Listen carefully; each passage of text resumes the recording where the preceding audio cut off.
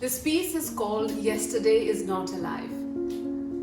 Our conversations are going to bury themselves deep in the earth's womb, for they have failed to adapt to the thunderstorms of cricket scores, market trends, COVID haul, and the phone screen addiction of the human race. Yesterday is not alive, they say. Live in the moment for today. What should I do? Tell me. For my world is alive only in the past, in the world I shared with you when we spoke to each other face to face, eye to eye. I live in those yesterdays when you gazed into my soul and read me like poetry. In those yester nights when you sprinted to a phone booth of a rain-soaked Calcutta gully just so you could hear me say hi from Chennai. In those afternoons gone by, when we held hands, you used to caress my palm with your thumb, tracing our destinies across my creases, imprinting yourself all along my heartline. I live in those touches still, but you've moved on to a phone screen. Even the poets these days prefer to write about distances and separations. No one pens down the belonging, the togetherness of long-standing marriages.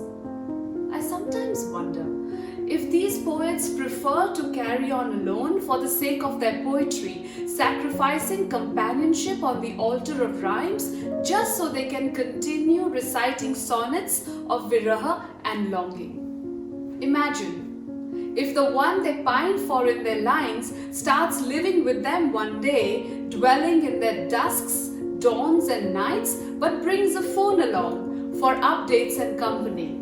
Them, their lover, and a phone screen. A tiresome threesome that banishes simple conversations to the realms of fantasy. But poets don't like to write about long-standing relationships, do they? Why?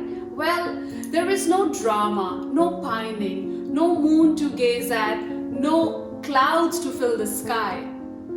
They want love like death. Instant, dramatic, unquestionable, slam dunk. Married love is so ordinary. It flows like life, day after day after day, in the gutters of routines, packed lunches, and bills to pay. You see, till 2020, I didn't mind this stepmotherly treatment of the modern romantic poet towards reciprocated married love. So what if our love didn't make it to the poet's pages but sat silently in the margins, waiting its turn to be noticed one day? Our conversations kept me company, and that was enough for me. But today, even the margins have been marginalized. The phone screen addiction has erased all the lines, deleted all the pages of poetry from me forever. I want to talk to you, but your attention is elsewhere.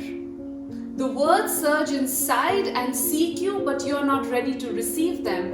Like orphan kids, they bundle back, seek refuge under a tin shed from the hailstones thundering overhead. Thud, thud, thud, thud, thud of cricket scores, IPL roars, market trends, political polls and COVID haul. My orphan words, they trundle back through my ears and run amok like junglies, running noses, tattered clothes, wreaking havoc wherever they go. They spray graffiti inside, the inks seeping smudges sink deep inside my heart and hurt me. They clamor to come out, caged inside they can't breathe. They find an escape at last, it's through my fingertips. They make them dance on the keyboard and write and write and write. Poetry, prose, gibberish, I don't know, I don't care. They are warriors on a mission of resurrection. They will not stop, for they can see that in this era of one-sided posts and opinions, death awaits impromptu conversations. Our conversations will soon be assigned to the endangered species category. Once they are gone, humans will try to recreate the nods, the pauses, the silences, and the genuine smiles using AI, perhaps on these very same phones.